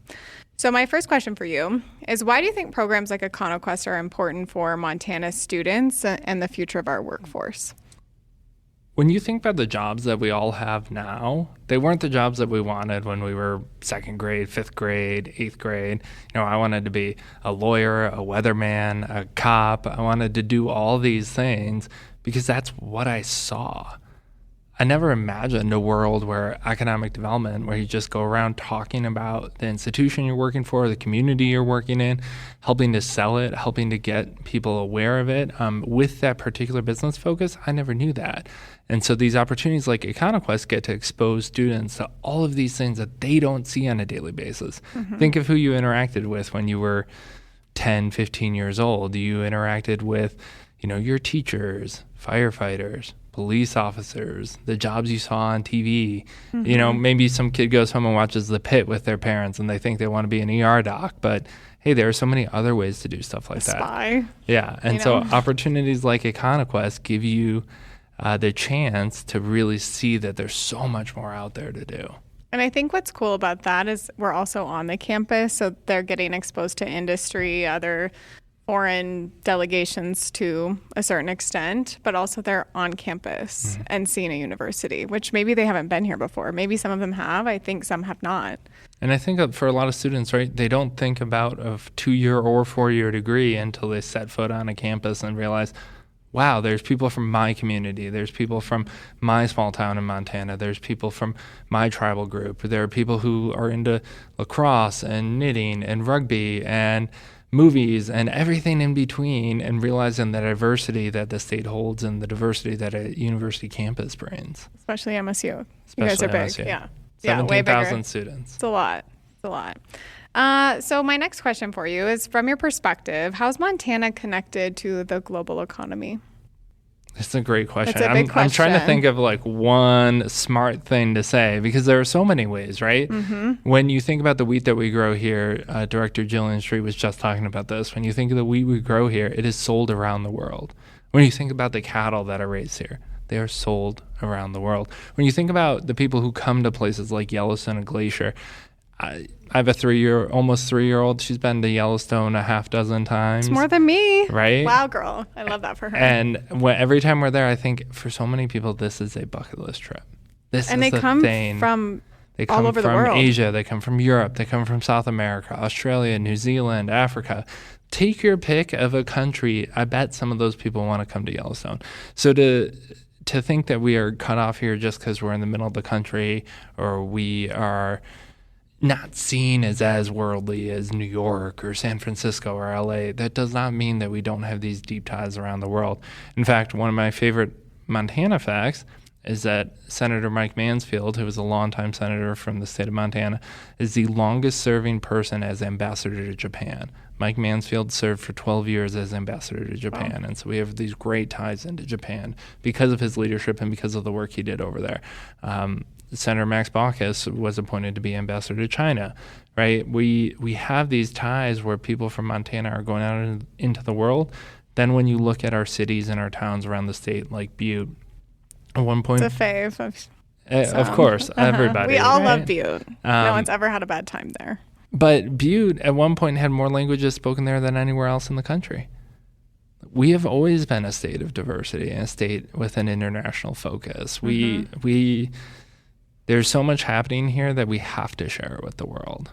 Yeah, I would agree, and I really like that. You guys have students from all over the world. Yep. All of our schools do. Absolutely. At some point, right? Like, I went to a small one. They recruited a lot of French and Swedish, but this other school right up the hill or over recruits from other parts of the world too. And so just having that cultural diversity.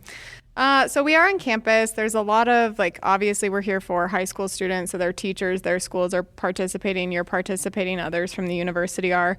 Why do you think it's important for businesses in our state to participate in events like this? It's a lot of you don't know what you don't know. You don't know the opportunities that exist. You don't know the supports that are there. I find often when a business wants to come talk to campus or work with folks on campus, they say, hey, I emailed this person but didn't hear back. I'm like, well, let's talk. I can help you there. By the way, that wasn't the right person to email. And so when you have folks in this economic development space or folks who come to these events, they are always looking to help. And that's a huge piece of these events, is getting businesses here. Take an hour, take 2 hours out of the day to be here, and you might make a connection that makes a pretty significant difference.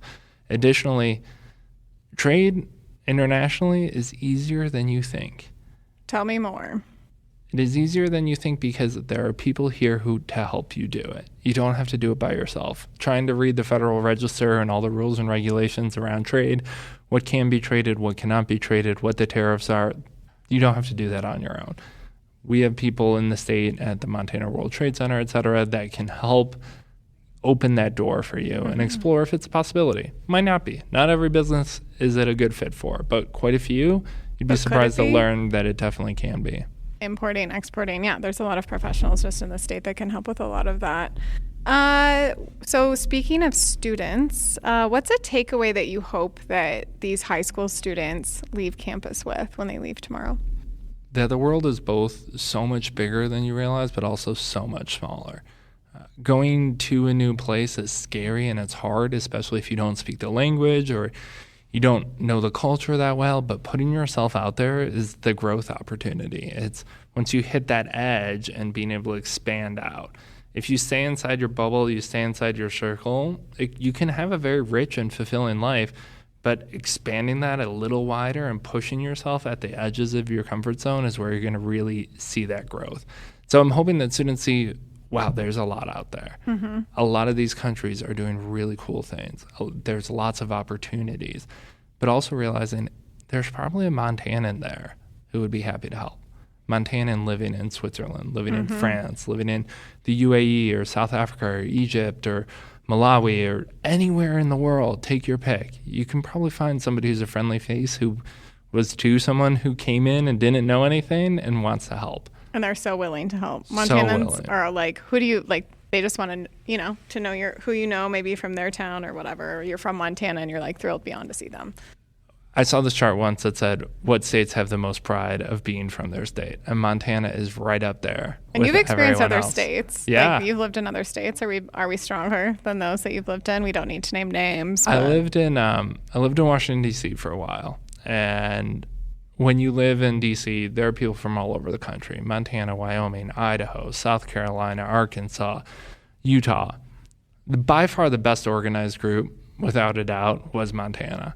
And we had far fewer people than like Texas or California or New York in Washington, D.C. There were Montana events all the time to go to, and the Montana crowd, those expats still see each other all the time, et cetera. That's fun. And it is a ton of fun to go back and visit and to get to see those folks. So yes, we stick together. There's definitely, there's a definite, there's internal rivalries such as between Bozeman and Missoula. Cat Grizz. Oh my gosh, it's coming up. But it's like a family. You can fight inside the family, but you present a united front to the world. That's good.